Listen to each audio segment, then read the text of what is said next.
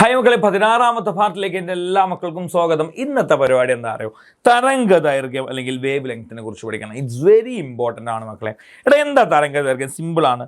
അടുത്തടുത്ത് രണ്ട് ശൃംഗങ്ങൾ തമ്മിലോ ഗർത്തങ്ങൾ തമ്മിലോ ഉള്ള ദൂരത്തിന് വിളിക്കുന്ന പേരാണ് എന്ത്? തരംഗ ദൈർഘ്യം എന്ന് പറയാം. ഓക്കെ, ഇപ്പം എക്സാമ്പിളായിട്ട് രണ്ട് ശൃംഗങ്ങൾ, രണ്ട് ഗർത്തങ്ങൾ, അതായത് രണ്ട് ക്രസ്റ്റുകൾ, രണ്ട് ട്രഫ്റ്റുകൾ ഞാൻ വരച്ചു. ഇവർ തമ്മിലുള്ള വ്യത്യാസത്തിന് വിളിക്കുന്ന പേരാണ് നമ്മൾ എന്ത് പറയാടാ? തരംഗ ദൈർഘ്യം. അല്ലെങ്കിൽ ഇവർ തമ്മിലുള്ള വ്യത്യാസത്തിന് വിളിക്കുന്ന പേരാണ് തരംഗ ദൈർഘ്യം എന്ന് പറയാം. സിമ്പിളാണ്, പ്രശ്നങ്ങളൊന്നുമില്ല. അതൊക്കെ distance between two consecutive crest or trough. Okay, രണ്ട് ക്രസ്റ്റുകളോ രണ്ട് ട്രഫുകളോ തമ്മിലുള്ള ഡിസ്റ്റൻസിന് വിളിക്കുന്ന പേരാണ് എന്താണ്?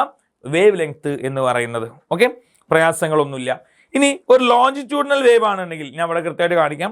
ഇവിടെ കണ്ടോ, ഒരു ട്രാൻസ്വേഴ്സ് വേവ് ആവുന്ന സമയത്ത്, അനുപ്രസ്ഥ തരംഗം ആവുന്ന സമയത്ത് രണ്ട് ക്രസ്റ്റുകൾ തമ്മിലോ അല്ലെങ്കിൽ രണ്ട് നമ്മുടെ ശൃംഗങ്ങൾ തമ്മിലോ രണ്ട് ട്രഫുകൾ തമ്മിലോ രണ്ട് ഗർത്തങ്ങൾ തമ്മിലോ ഉള്ള ദൂരത്തിൽ നമ്മൾ എടുത്താൽ മതി. അല്ലെങ്കിൽ നമുക്ക് ഒരു മെത്തേഡ് കൂടെ ഉണ്ട്. ഇങ്ങനെ വരുമ്പം ഇവിടെ എത്രയാണോ അത് നമ്മൾ വേവ് ലെങ്ത് എന്ന് വിളിക്കും.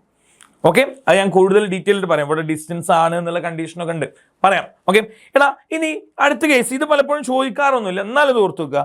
ഒരു സിയും അടുത്ത സിയും തമ്മിലുള്ള ഡിസ്റ്റൻസിനെയാണ് നമ്മളൊരു വേവ് ലെങ്ത് വിളിക്കാം. ഒരു ആറും അടുത്ത ആറ് തമ്മിലുള്ള ഡിസ്റ്റൻസിനെ നമുക്ക് വേവ് ലെങ്ത് എന്ന് വിളിക്കാം. വേവ് ലെങ്ത് ഇത്രയേ ഉള്ളൂ, സിമ്പിളാണ്. ഓക്കെ, ഓർത്ത് വെക്കുക മക്കളെ. വേവ് ലെങ്ത് ഉള്ള ഒരു ക്വസ്റ്റ്യൻ എന്തായാലും എക്സാമിന് ഉണ്ടാവും. അടുത്ത വീഡിയോയിൽ നമുക്ക് വീണ്ടും കാണാം. Good bye.